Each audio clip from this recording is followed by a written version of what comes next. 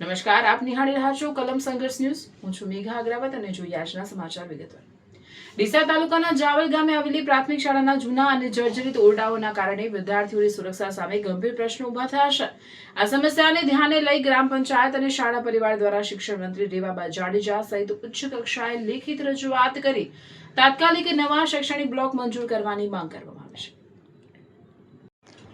ડીસા તાલુકાના જાવલ ગામે આવેલી પ્રાથમિક શાળાના જૂના અને જર્જરિત ઓરડાઓના કારણે વિદ્યાર્થીઓની સુરક્ષા સામે ગંભીર પ્રશ્નો ઉભા થયા છે. આ સમસ્યાને ધ્યાને લઈને ગ્રામ પંચાયત અને શાળા પરિવાર દ્વારા શિક્ષણ મંત્રી રેવાબા જાડેજા સહિત ઉચ્ચ કક્ષાએ લેખિત રજૂઆત કરી તાત્કાલિક નવા શૈક્ષણિક બ્લોક મંજૂર કરવાની માંગ કરવામાં આવી છે.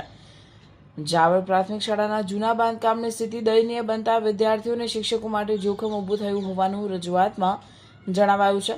બાળકોને સુરક્ષિત અને યોગ્ય શૈક્ષણિક વાતાવરણ મળી રહે તે માટે જર્જરિત ઓરડાઓ ઉતારી નવા ઓરડાઓનું બાંધકામ તાત્કાલિક શરૂ કરવાની માંગ કરવામાં આવી છે. ગ્રામજનો, શાળા પરિવાર અને આચાર્યએ શિક્ષણ વિભાગ સમક્ષ પ્રક્રિયા ઝડપી બનાવી નવા બ્લોકને વહેલી તકે મંજૂરી આપવા વિનંતી કરી છે. બાળકોના ભવિષ્ય અને સુરક્ષાને પ્રાથમિકતા આપી તંત્ર દ્વારા તાત્કાલિક યોગ્ય કાર્યવાહી કરવામાં આવે તેવી માંગ ઉઠી છે. રિપોર્ટર પ્રતાપભાઈ બાયવાડા.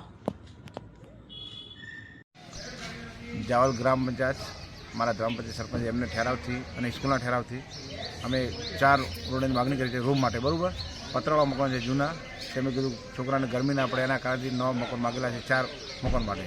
શિક્ષણ રેવાબા જાડેજા ખુદ ગોધરાથી અમે લેટર પેડ આપી કર્યું છે.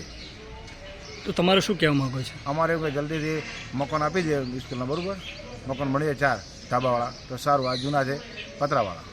Okay okay. મારું નામ ગણપતસિંહ ગોબરસિંહ છે અને હું નિશાળનો એસએમસી સભ્ય છું. અમારી એક જ માગણી છે કે 4 આ મકાન પતરાવાળા છે અને ઈદ પાડીને નવા ઢાબાવાળા થાય, ઈદ અમારી માગણી છે. અને અમે શિક્ષણ મંત્રી રેવાબા જાડેજાને ખાસ રજૂઆત કરેલી છે કે તાત્કાલિક અમારા મકાન નવા થાય એવી અમારી રજૂઆત છે.